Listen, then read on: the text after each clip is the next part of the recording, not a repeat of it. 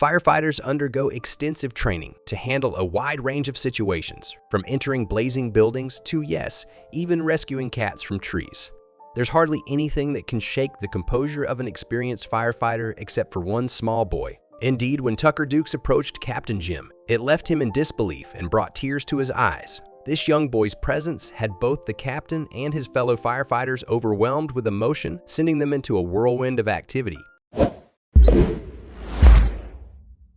Jim Grimser was born and raised in New York City. He came from a family of firefights, and when we became captain of the fire department of New York, no one was surprised. Jim loved being able to serve his local community and had seen it all. His profession forced him to be face to face with tragedy every day. But when one day the reality of his job showed up at the fire station to personally greet him, Jim was stunned and shocked. Jim had recently lost a good man on his team, a young firefighter who had only recently joined the department.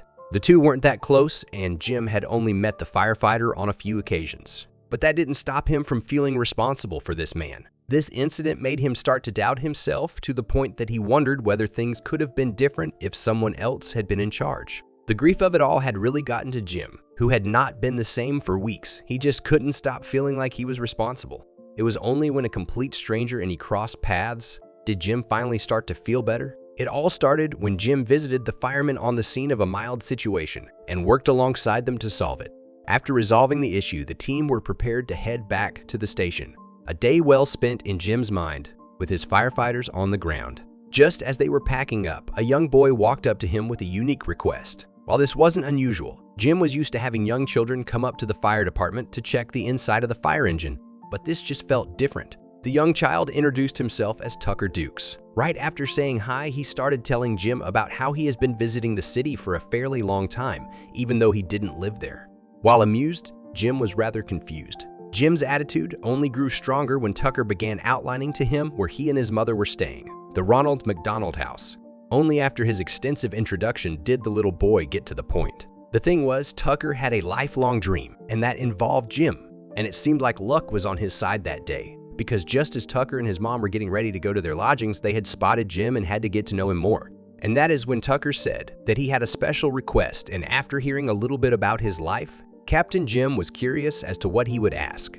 Tucker explained that he loved firefighters more than anything in the world. That much Jim had already assumed. This is when his mother Sarah added in that her son was fascinated by the fire service, but Tucker's love wasn't just childish intrigue. Tucker actually was a huge collector of all kinds of firefighter trucks and other related ornaments. In fact, Tucker wasn't all that interested in any other toys or subjects which weren't related to firefighters.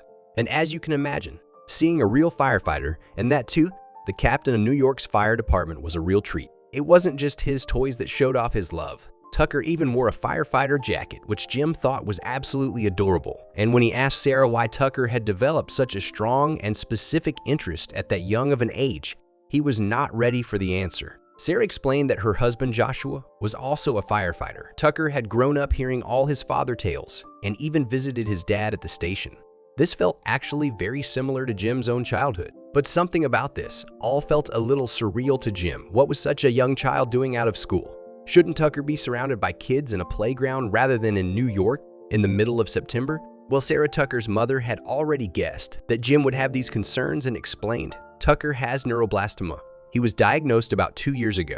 Yes, this meant that at just 1 year and 7 months, Tucker was diagnosed with cancer. Neuroblastoma is an uncommon kind of cancer that often affects young children under the age of 5. It had no cure yet still. Tucker's parents had tried for the last 19 months to get treatment for their son in New York. Sarah told Jim that the doctors had asked her to take Tucker home, to which the captain excitedly asked if he was cured, but heartbreakingly, it was the exact opposite. Tucker's cancer was now in stage 4 and nothing could be done. All the young family could do now was spend as much time together as possible, and this was to be Tucker's last day in New York. And seeing Jim, the captain of the New York Fire Department, felt like a gift from above. At such a young age, Tucker has gone through many battles. If cancer itself wasn't bad enough, the treatments drained him and took a toll on his body and mind. His parents had tried everything, but it came at a cost. Tucker had gone through chemo 3 times and had 2 surgeries, all in the hopes of trying to remove the tumor. Sadly, none of the treatments worked, and after 18 months, Sarah had decided to stop and go back home. After hearing Tucker's story, Captain Jim was even more curious to know the young boy's request, and it was rather a simple one. He wanted to be a firefighter, and just hearing the words left Jim shaken. He went in and hugged Tucker and said, of course. In fact, a couple other firefighters had gathered around Tucker, and everyone was equally mesmerized and in awe of his young fighter and his spirit. Not ready to have Tucker leave him, Jim started asking Tucker more questions. He asked Tucker what made him choose FDNY and not his father's department in Hawaii. Surely that would make more sense. Sarah explained that, in fact, Tucker had seen Captain Jim in action and thought he was cool, and had seen the FDNY go by around him during his 18 months in the city. And if he wasn't already near tears, it was hard to hold back now. Jim knew he had to do something extra special for Tucker, since he clearly deserved more than a sticker badge, as was customary. First, he asked Sarah if they could take pictures with Tucker. She gladly agreed. After the photo shoot was done, Jim talked to his coworkers and needed their help for the next part of his plan.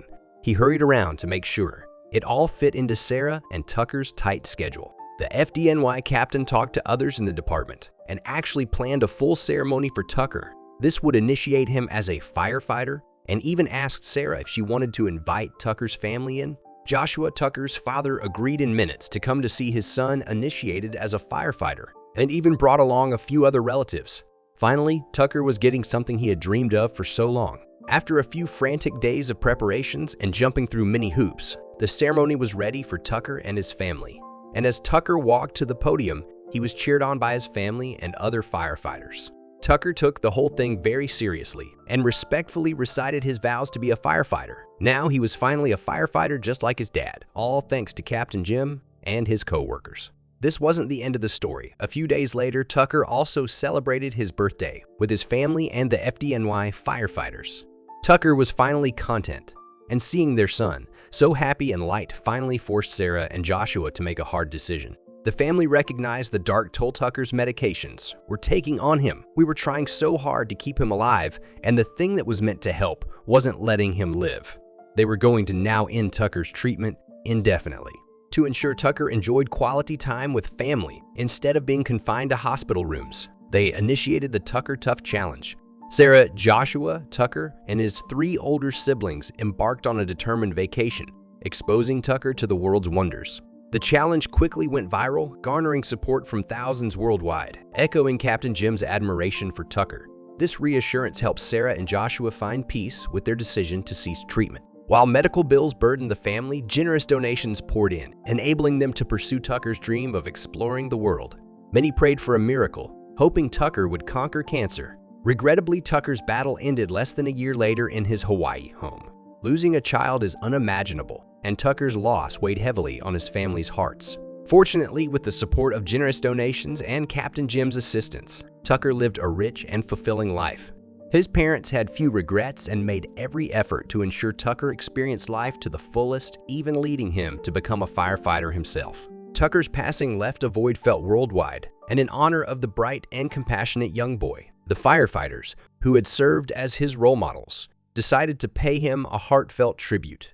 This tribute extended not only in his hometown of Hawaii, but also in the bustling metropolis of New York City. In Hawaii, the firefighters came together to create a poignant memorial mural dedicated to Tucker. Additionally, they immortalized Tucker's name by adding it to their official register, ensuring that his memory would forever endure within the firefighting community.